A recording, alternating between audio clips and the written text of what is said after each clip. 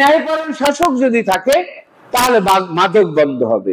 এই ন্যায়পরায়ণ শাসক যদি থাকে দুর্নীতি বন্ধ হবে। এই ন্যায়পরায়ণ শাসক যদি থাকে বৈষম্য দূর হবে। এই ন্যায়পরায়ণ শাসক যদি চুরি চামারি লুটপাট এগুলো বন্ধ হবে, অন্যায় অত্যাচার বন্ধ হবে। এই জন্যই সবচাইতে বড় ইবাদতের মর্যাদা দিয়ে আল্লাহ তাআলা তাকে 1 নম্বর মর্যাদা দিবেন।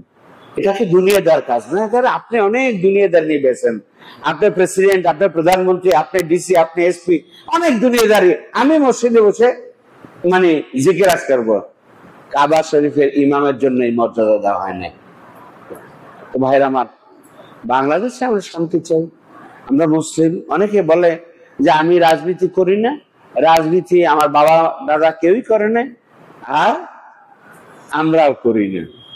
তো রাসূল সাল্লাল্লাহু আলাইহি ওয়াসাল্লাম কি করছেন রাজনীতি? হাদিসে এটা কি রাজনীতির কথা?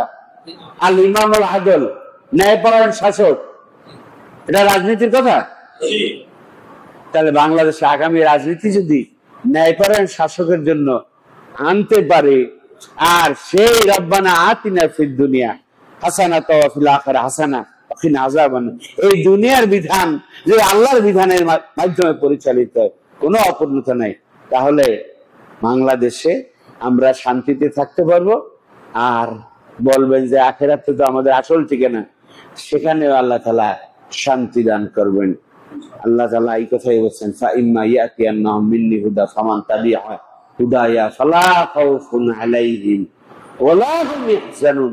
ইত্তেবা করে চলো, ভয় এবং চিন্তার কোনো কারণ নাই। ভাই, আমি একজন নগণ্য দ্বীনের কর্মী হিসেবে, কোরআনের কর্মী হিসেবে ছাত্র জীবন থেকেই এই বরিশালে কাজ করছি।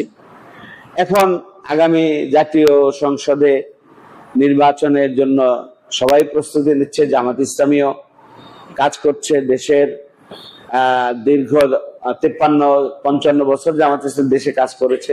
83 বছরের জামাত ইসলামের প্রাচীন সংগঠন, ভারত, বাংলাদেশ, পাকিস্তান এই সমস্ত আছে।